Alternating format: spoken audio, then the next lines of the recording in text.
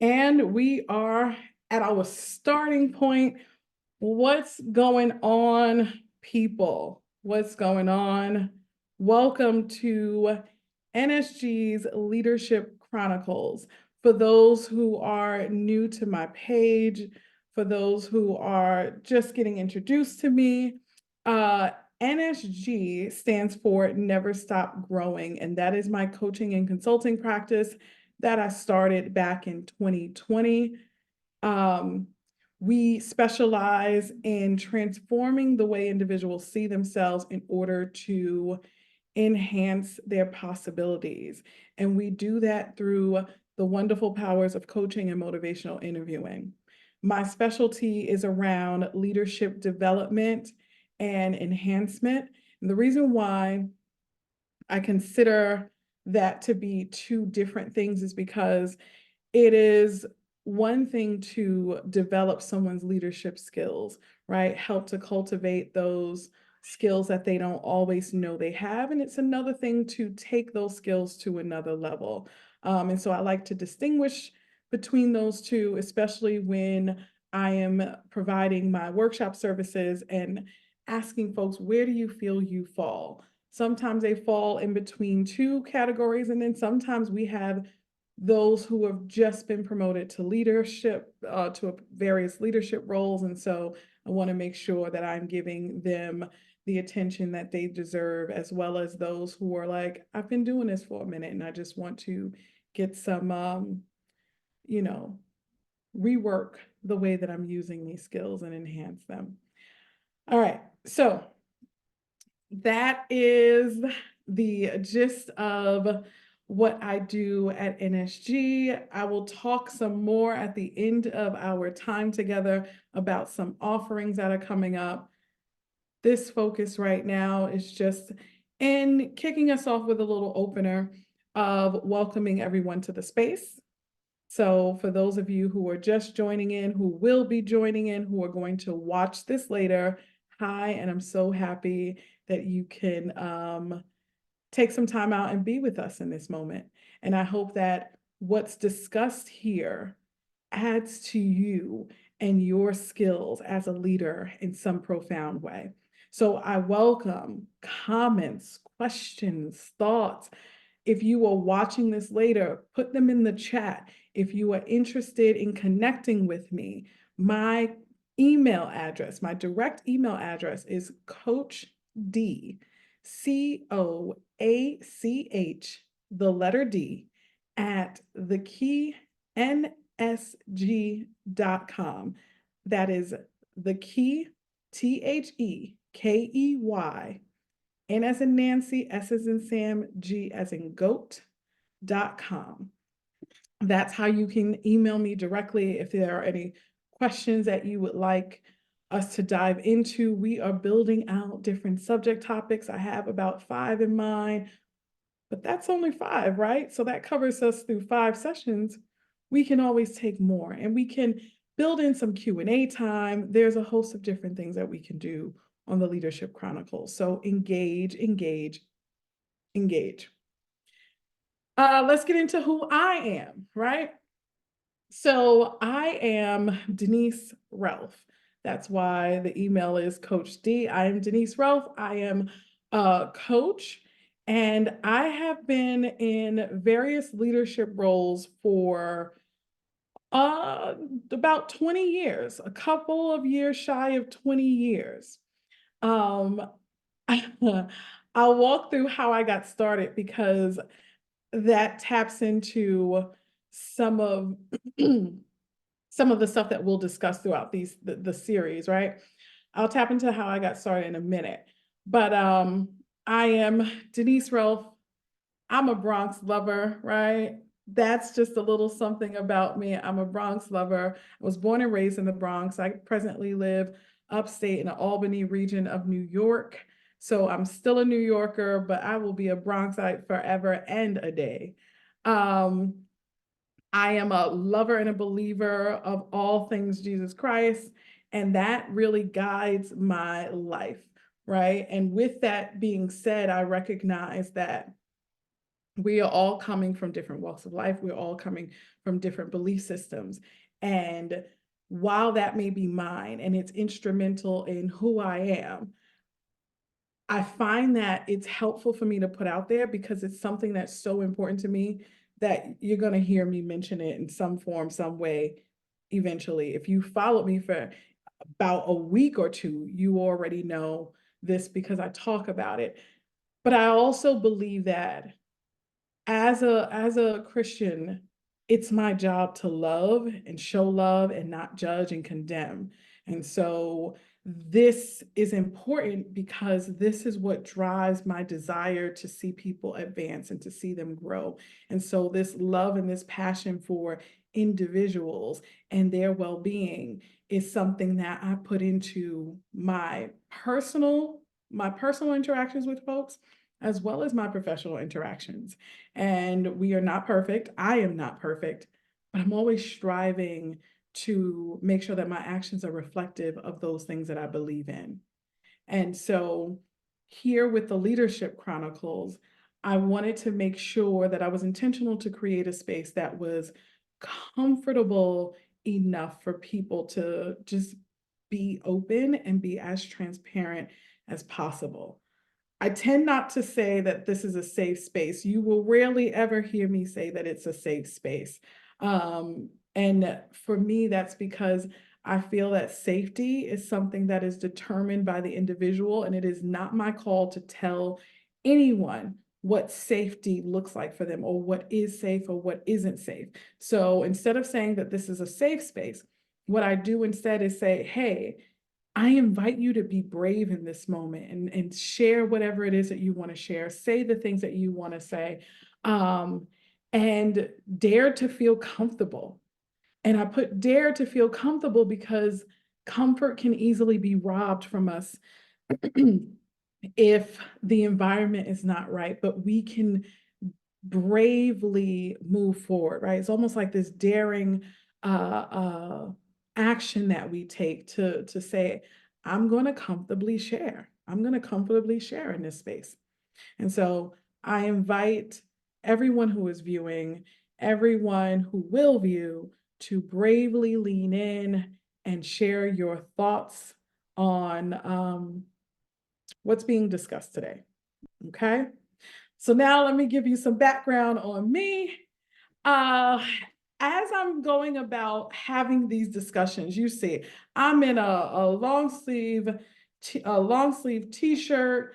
I'm chilling in my workspace, and I say all that because this is me being comfortable. This is me being in my element. One thing that I wanted to make sure I created was a space where we didn't feel like there's no dress code. I'm not dolled up. And two, that there is no pressure to be perfect. There's no pressure to feel like you need to be uh, this perfect expert all the time, but instead, we're being our genuine selves, bringing that to the table as best as possible and sharing our knowledge and our expertise. And so that's when I'm sharing the knowledge that I've acquired over the years and the different aspects in which it's worked for me in hopes that you'll find it useful and you'll make it applicable in your life in whatever way you see best fit to enhance and or develop your leadership skills. And so my leadership my path to leadership, so to speak. I started off working as a child protective specialist for the city of New York. So my professional background has always been in human services of some kind. Large majority of that has been in child welfare. And so I started off in the early 2000s as a child protective specialist in the city of for the city of New York. And during that time, I I started to like the I liked the work that I was doing. I grew this affinity for child welfare. And of course, that meant that I wanted to move up. And so I went to school, acquired a master's degree, and then shortly thereafter, I started getting curious about what I can do with this degree. And I realized that the degree alone didn't automatically give me this promotion. And so you have to seek it out. I had to seek it out.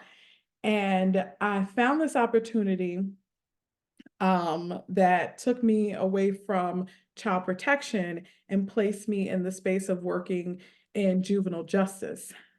By far, one of the most impactful and most joyful positions that I've ever, not joyful. Let me take that back. Not joyful. One of the most enriching professional experiences I have ever had in my life, working in juvenile justice. The best for me, hands down.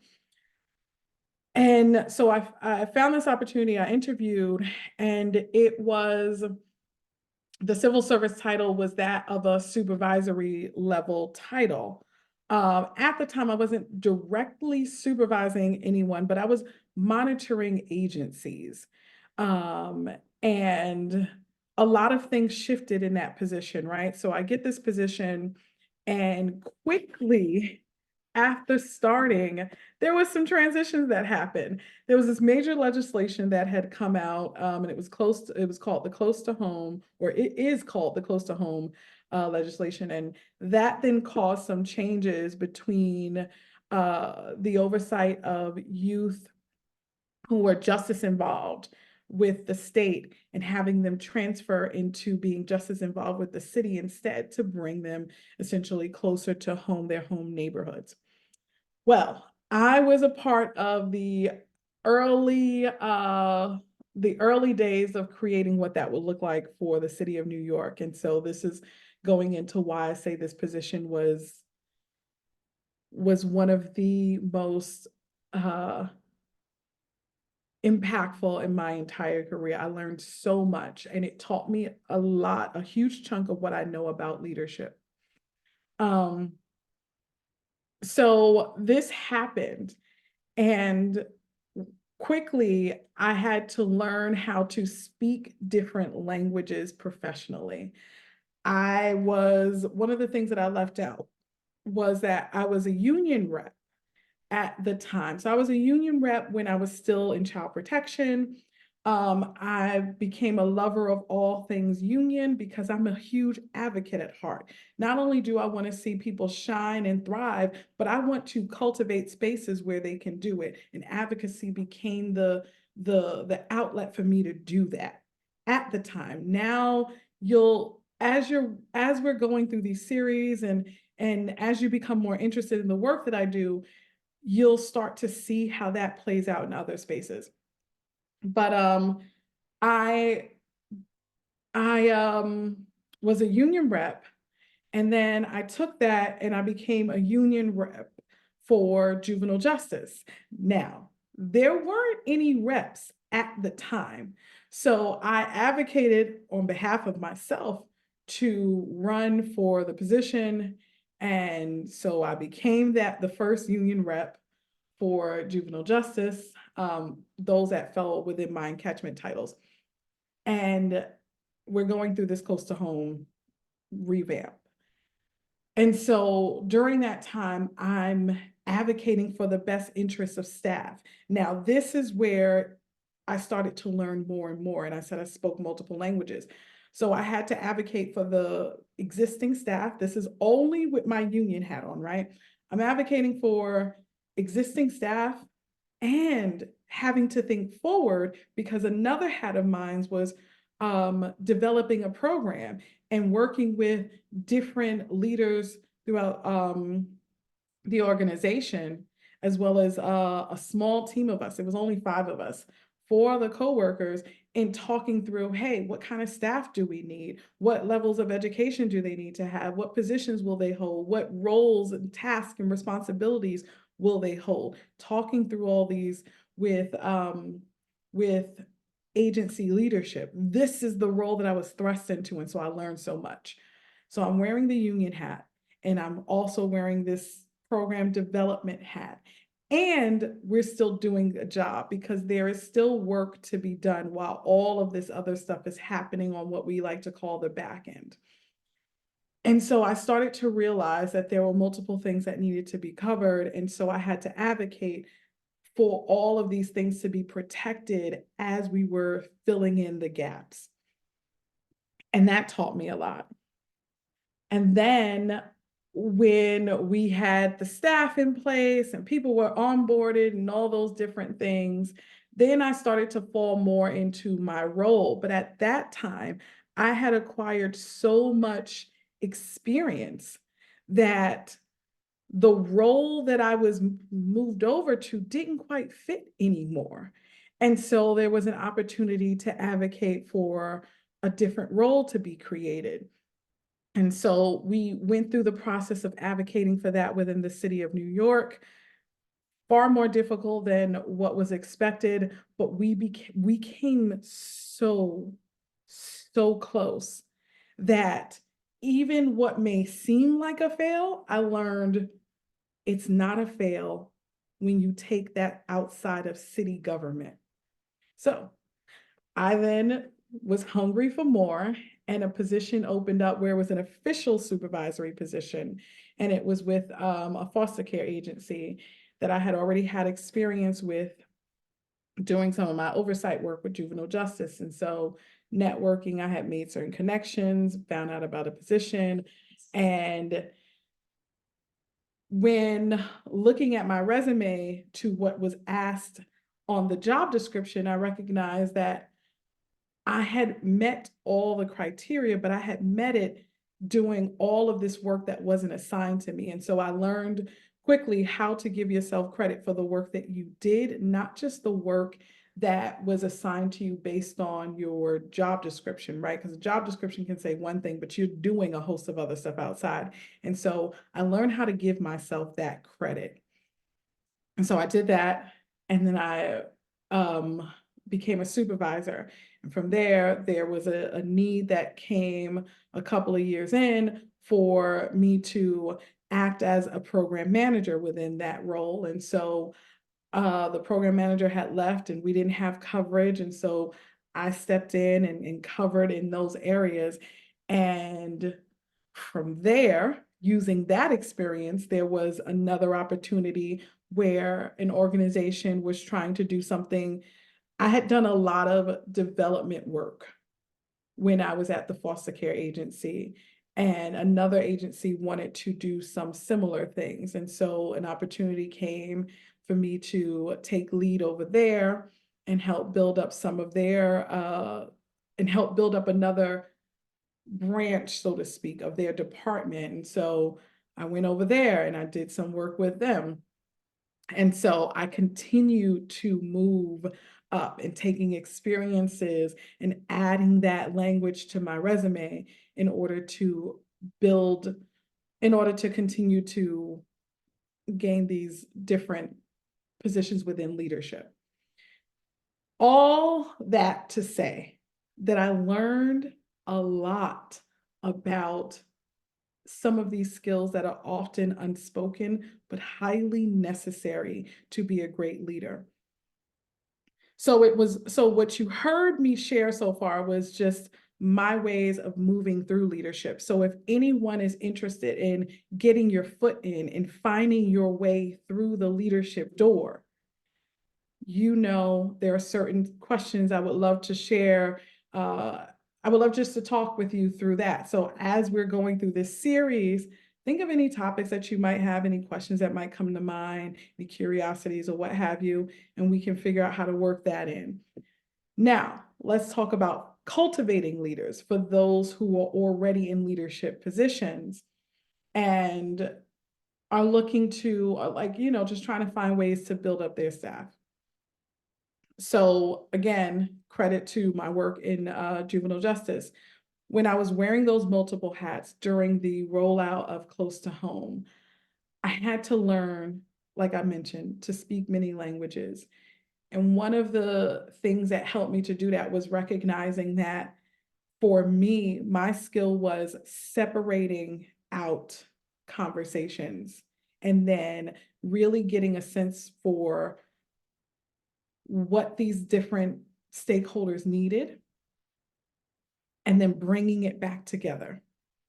And so I did a lot of I love hypothesizing things. So I had this hypothesis. What if I would have talked to these people individually and then get some more insight and then bring them back together? We can establish relationships and then bring everybody back together so that they get to experience me and then they get to see what I'm saying on a deeper level when we talk about the work in its totality.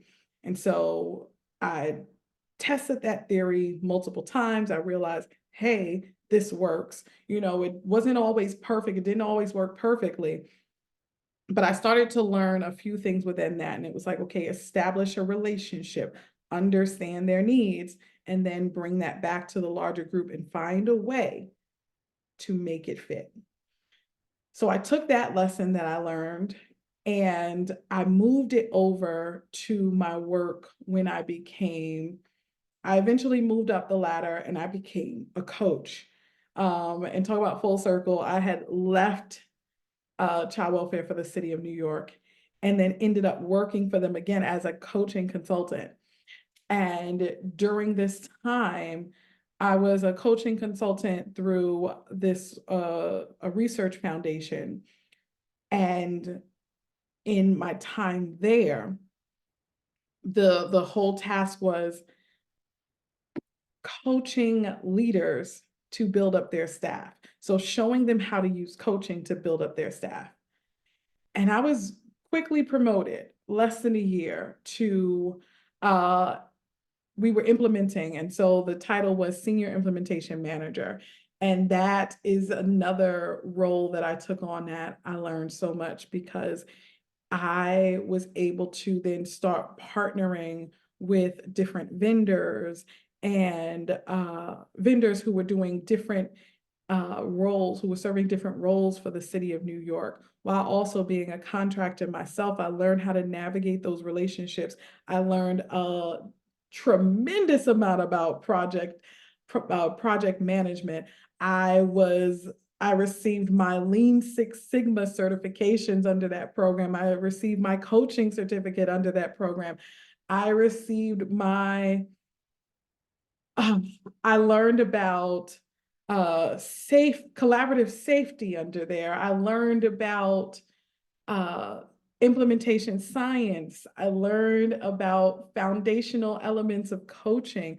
All of these things that I now own because they are the lessons that I learned by paying close attention, by getting curious, by advocating for myself for more. I learned all that and now I use it and I'm able to package it in a way that package it and offer it back to folks who are seeking to enhance and develop their own leadership skills.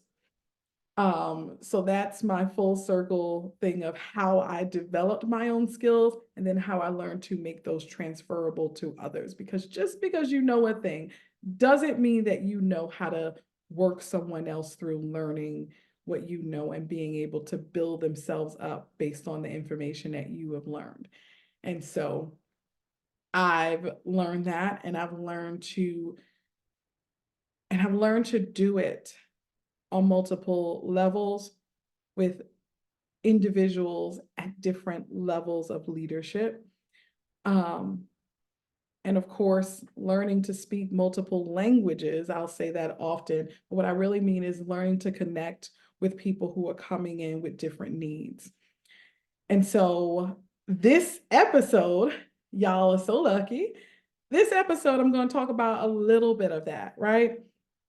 And that's going to come shortly thereafter. Right now, what I want to go through is a little bit of insight on the actual series of the leadership that is the Leadership Chronicles, and starting off with some thoughts behind why I started this. This was started because I want it to be a series where leaders from across the human service profession can come together and share their skills and help to build up one another's knowledge, right? I'm sharing in hopes of building someone else, but I hope that I'm going to have guests come on and they're going to share. And of course, I'm going to learn from them, right? We are always learning from each other if we're curious enough. Um, and I intend for this series to speak on a number of topics and bringing out the expert in all of us, right? You don't have to be this leader who has amassed millions and has consistently done it right, or that have these big organizations that you're running. One of the things that I have come to learn in my time is that the quiet leaders, the ones that just do this every day, the ones that are dedicated, have so much wealth and knowledge to share. And sometimes we're not leaning in and listening. And so the Leadership Chronicles is here to provide that space for you and to give you an opportunity to share your expertise and to give also a space for all of us to start asking questions. Sometimes, as a leader, it can be really difficult to ask questions because there's this unspoken pressure, sometimes it's spoken. There's this pressure that we have on us that feels like you have to constantly get it right. You can't let someone know you don't know. You can't let someone know that you're uncertain or that you're scared to test to test out a hypothesis or what have you. And there are so many different things that impact our ability as leaders to make decisions, right? And so in the Leadership Chronicles, we're going to talk through some of those. We're going to talk through some of the pressures and just share some tips and strategies of ways that we've overcome them in hopes that it just serves one another in different ways. Yeah, so that is some background on the Leadership Chronicles. And so as this is continuing to unfold, I hope that you will see all of these hopes and desires play out. Hell, you and me both, right? Because this is just the first episode. And so I've created things before that, you have these hopes in mind. And when you see it actually down the line, it's like, wow, this is what the vision looks like on this grand scale. Okay, and now without further ado, let's get into today's topic.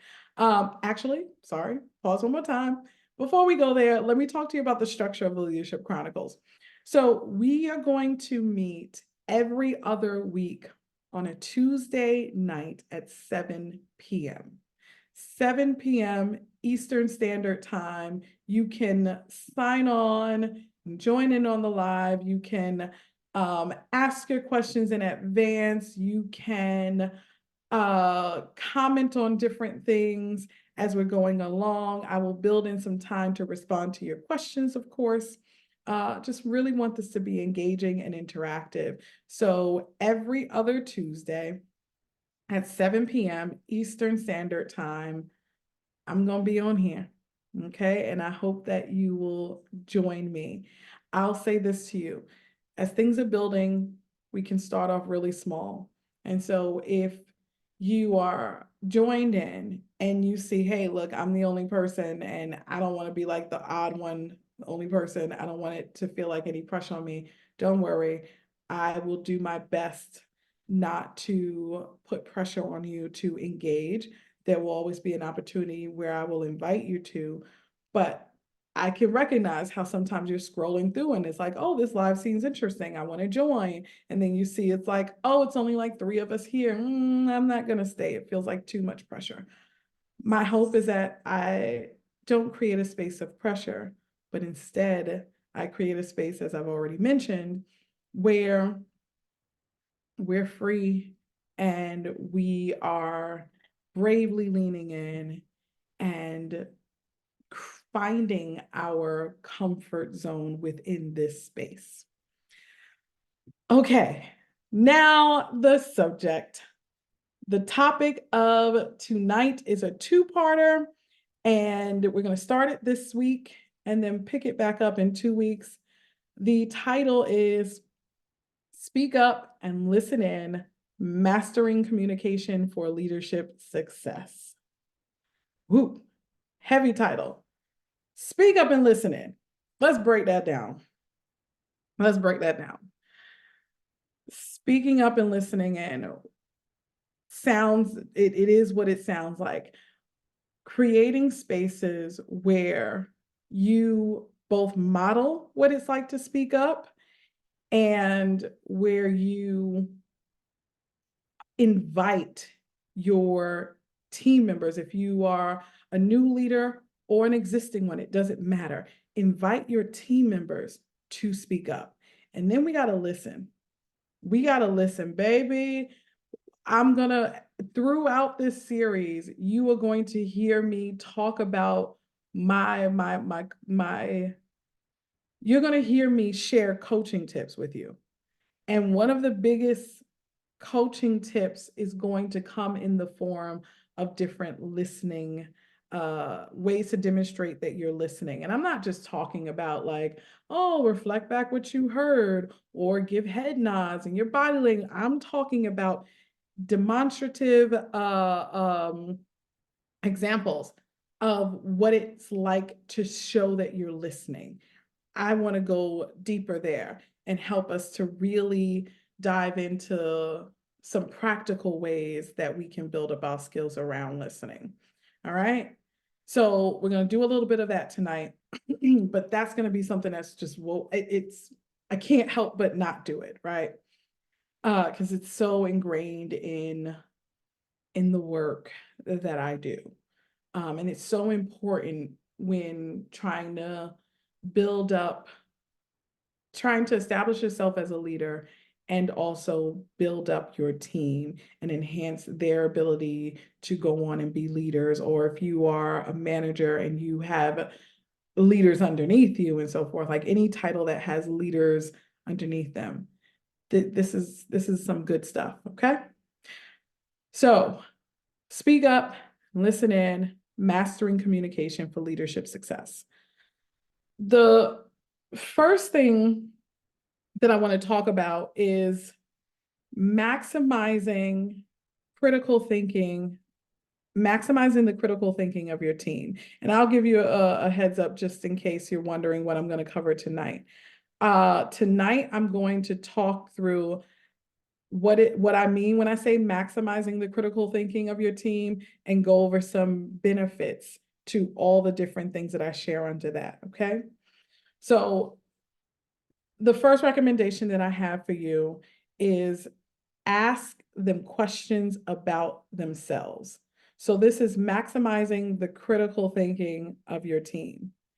And when I think about this, the thing that comes to mind is really getting curious about how your team learns, what they hear when information is provided to them, what they see when a task is put before them, what their understanding of the role is. And I know I'm just shooting out a bunch of questions, but this is just to provide context of just how broad what I'm saying goes. Get curious, ask them questions about them. You want to learn. This is almost like consider yourself an investigator doing just the first part, just seeking to understand your team member. You're not diving straight into the critical thinking aspect of it yet. You're building this rapport while simultaneously learning about how they process, how they take in, and how they filter through information that's given to them. And so you do that across many different avenues. Of course, you want to start diving in and asking them questions about, hey, this piece of information was given to you. And so what's your next step? What do you feel that you would do? And be very careful. Be very careful when you're asking questions, because there is a fine line between asking questions out of curiosity and asking questions where it's like, so what do you think you're supposed to do? Note the tone. So tell me more about what you would do when you receive, case information, or I'll just stick with case information. as an example. I would say something like that, right? Tell me more about what you would do when you receive this information. And take some time to look this over. What is it telling you? Like, where does your mind go? That is one of my go-to questions. I love, love, love, love, love that question. I love asking my team, where does your mind go? And here's why. Here's why I love that question. When I ask that of team members, and I'll circle back to why I always say team members, you're going to hear this a lot from me. But when I ask team members, where does your mind go when I say this or you hear that or this happens? Oftentimes, when they first hear it from me, people are a little not unsure of how to answer. And it's like, well, what do you mean by that? Or I don't know how to answer it. I meant the question that I asked. And so I'll just say, where does your mind go? Like, just tell me whatever is the first thing that's coming to your mind, even when you hear that. Where's your mind go? And sometimes they'll answer where their mind went when I ask them the question. And it's like, okay, good. Whatever their answer is, I'll say, well, great. That's what you thought I meant. Tell me what your response would be. And then I'll ask more questions. And sometimes because I don't want them to feel as if I'm setting them up, because I'm not. I'm curiously digging to understand more about them. And this is telling me so much about how they think, which also then sheds light in the future on how they would perceive certain situations when it requires a bit more critical thinking. But I want to just start with some lighter stuff because I want to understand the patterns of thoughts from my team members. And so I will continuously ask questions to deepen my own understanding of how they think and how they process and how they internalize information. Okay. And so that first tip, ask questions about them. This is really going into asking questions about how they process, how they see things, how they view things, where their mind goes in terms of action steps, and what they're comfortable with, what they're not as comfortable with. Those questions come a little bit later, right? But first, I like to start off with just the curious wonderings of what they're hearing, and then I want to go deeper into what your comfort zone is. Sometimes I may start off with what's your go-to, like what's the thing that you love doing. Okay, so what's the thing that makes you a little hesitant? Those are how I may start to ask the questions. Different variations. You will pick up your style, but ask questions about them. So I shared with you that I'm going to explain why I call folks team members and not like my staff or anything like that. Very early on, this is credit to my juvenile justice days. Sometimes you'll hear me say JJ days for short, and that's what I'm about to say for the rest of this time. During my JJ days, I realized that because of the way that the initiative came down, it created some discourse between the city and state. And so I was on the city side. I had working relationships with state individuals who were employed by the state. And so I wanted to maintain that. And so I started really viewing this as a team approach. And in doing so, I couldn't call them colleagues necessarily because, some folks are like, no, we're not colleagues.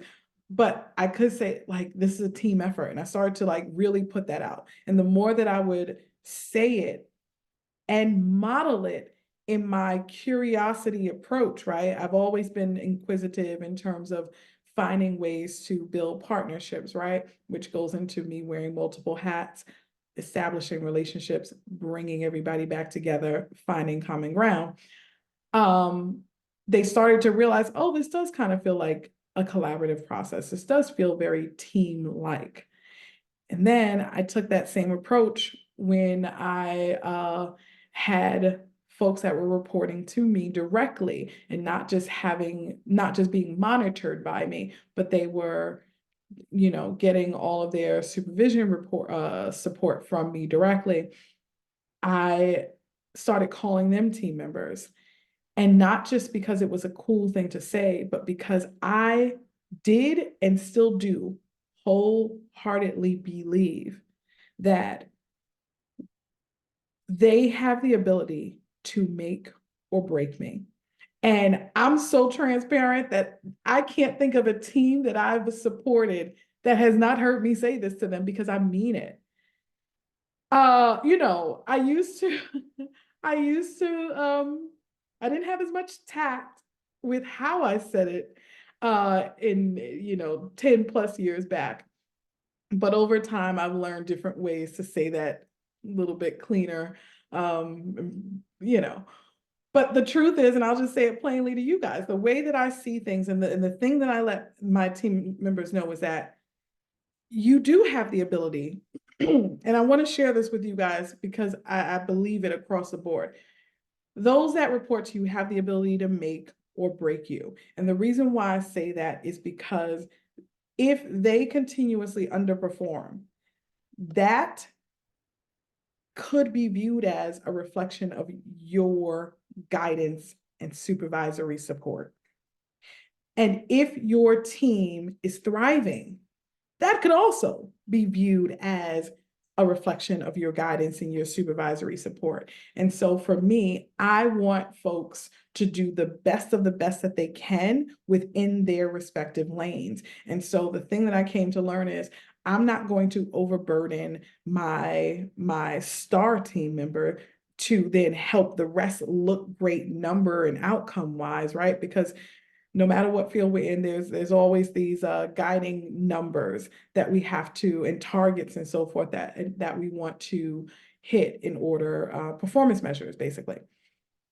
And so I don't want to overwork those who have this incredible ability to just outshine folks. I want my whole team doing the darn thing. I want my whole team shining in different ways. And so the curiosity in me, right? That asking them about themselves is one of the ways that I start with establishing this relationship and deepening my understanding of who they are and what they bring to the table. So that way, when it comes down to performance, I have something to work with to help boost up their desire to want to enhance their performance. And I'm going to get there. This is going to be all covered in part 1 and part 2. So yeah, they're team members, because if they shine, I legit shine, because it looks like I'm a great cultivator of amazing folks. And if they don't, then I'm constantly thinking about strategizing ways to help build them up. Nothing is true all across the board, but that having that mentality has helped me to maintain wonderful, long-standing relationships with folks that I have had on my teams over the decade plus of me being in leadership, and whoever else I end up working with as a business owner, right? The staff that I'm going to employ. I imagine that that's going to help me to have great relationships with them as well. Okay, tip number 2, reflect back what you heard and how it connects to the work at hand, right? So after you've asked some questions, a way to demonstrate that you were listening to them is to make a direct connection between what they shared and some element of the work, which is going to require two things.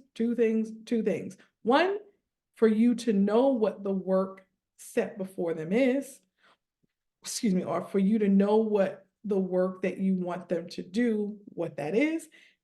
And then 2, for you to have heard what they said. Because one of the worst things I think someone can do is make a reflection that's not a reflection of what someone just said. So if I say, yeah, like the color blue just scares me, and I'm telling them, I need you to post signs all over the blue ward in the hospital of the new regulations. And I'm telling them, yeah, so that's like with the new postings that we need to do in the blue ward. Like, I think you'll be great at that. that is a reflection of me not listening to them, but still trying to get them to do something. And they will read through that really quick, and it's damaging to the relationship. But instead, if I point out, using that same example, so that makes sense because right now, one of the tasks that we have is to post up these signs around the blue wards in the hospital. Um, and so I would imagine that that would be a bit difficult for you. Now I'm showing them that I heard them and I'm connecting it back to a task that I need them to do. Stay there, right? I just picked this random example, but stay there with me because the next tip that I have is to develop the critical thinker in them by asking them how they can combine their thoughts or what they just shared with the task at hand. And so, what that would look like, an example of what that would look like from the example that I just gave, right? I have a team member who shared that, hey, they're very scared. Like the color blue just brings up so many negative emotions with them. It triggers so many things within them. And the task is that we need to cover the blue ward with new hospital regulations and guidance, and it's their job to do. Well, then instead of me coming up with a solution for them, I want to maximize their critical thinking and I want them to come to a space where they know there are going to be situations, right? And depending on where we're at relationship building wise, I may say this and I may not, but this is definitely what's in the back of my head when I ask this next question. And it is knowing that I want my team members to understand that there are going to be times where you may not always agree with the task, but it still needs to be done. You may not like it, but it still needs to be done. And I know I said triggering, and right, we don't want to trigger our staff. So maybe that was an extreme example that I probably should have reworked. But let's say it's not triggering to the point of any kind of major harm. It's just, oh my gosh, it just freaks me out. Ooh, right? My question to the team member would be, okay, so then knowing the work before you, what do you think you might do to take care of this? What do you think you might do to get this part of the work done? And then let's just talk. And sometimes they may not know. Be patient. Be patient. Do not problem solve. The goal that we are discussing here is maximizing the critical thinking abilities of our team members. So you do not want to rush into problem solve mode. Instead, this is coaching. This is coaching that I'm walking you through, right? Instead, ask deeper questions. And if you can't think of what deeper question would look like, then ask another question that is open. Ask an open question that elicits some kind of thought from them and see what you come up with. And eventually you'll come to some kind of thing that you want to just try, right? I love to say, all right, well, let's test this out for a little bit. Let's test this out for a round and then circle back and see how this was. And those are starting points. Those are starting points to mastering communication for leadership success. Okay, we are talking about how to build your team, how to build your team's ability to think through challenges and to come up with strategies on their own. And those are things that are captured under leadership success. And so, what we talked about for this particular session or series, right? What we talked about for tonight is how to maximize the critical thinking of our team. And the way that we're going to do it is we're going to get to know them some more. We're going to ask questions about them. Let our genuine curiosities guide the way that we ask the questions. Okay. And then we're going to reflect back what we heard from them in a way that connects it to the work at hand. And then we're going to ask them, given what they shared in terms of the stuff that we learned about them, and given the work, how do they see combining those things? The example that we talked through was when combining it may be a little bit difficult, right? With the thing they shared might be in conflict with the work at hand. So we just advanced your skills tonight by showing you what happens, what you do in a conflict. When there's room for it to blend well, let their creativity flow and let them think through, hey, you're a really great listener, and this role calls for you to speak to a bunch of constituents in this particular area. And so, or constituents political, let's say, speak to a bunch of residents in this particular um, housing development. So how might you be able to do those things, some of those things that you talked about? How might you be able to put some of the joys of what it's like for you when you listen to folks to work here in getting this job done, and see what they come up with? Everything doesn't need to be so prescriptive. We do not need to give our team members a roadmap unless the job calls for it. But sometimes we think things call for it because we don't fully know what our team members can do. And the reason why we don't know what they can do is because we haven't asked enough questions, and we haven't shown them that we're listening by showing how their skill set, whether it's directly applicable to the work, whether it's seemingly applicable to the work or not, can be applied. Because let me tell you something, your skill set can be around being a nail tech, and I can still say, hey, we have to interview these residents in this housing development. Talk to me about how some of the joys of being a nail technician can apply to getting these interviews done. What are some things that you do while you are crafting and designing beautiful nail designs that you can see being transferred in this role right here? So that's just more examples of how you ask your team questions to learn more about them, take what you've learned, reflect it back, and then open up their curiosity and ability to start thinking critically about how they're going to get the job done. And what does that make you look like at the end of it all? A successful leader who has mastered communication, because your communication effectuates change. It leads to results. And on that note, folks, thank you so much for joining me for this first episode of the Leadership Chronicles. Oh my gosh, oh my gosh, we have made it to the end. Thank you once again. My email address, if you want to contact me directly, is coachd@thekeynsg.com. I will place that in the comments or in the descriptions of wherever I post this. Likely it's going to be on YouTube, and I think Facebook. I'll see about transferring this to LinkedIn too from the YouTube. Like, more than likely, I'll just share the YouTube link on LinkedIn. But feel free to share this with others, and come back in 2 weeks on a Tuesday night at 7 p.m. Eastern time for part 2 of Speak Up, Listening, Mastering Communication for Leadership Success. Now, as promised, here's what's coming down the line from my coaching practice, Never Stop Growing. I am going to be launching a 4-week leadership series.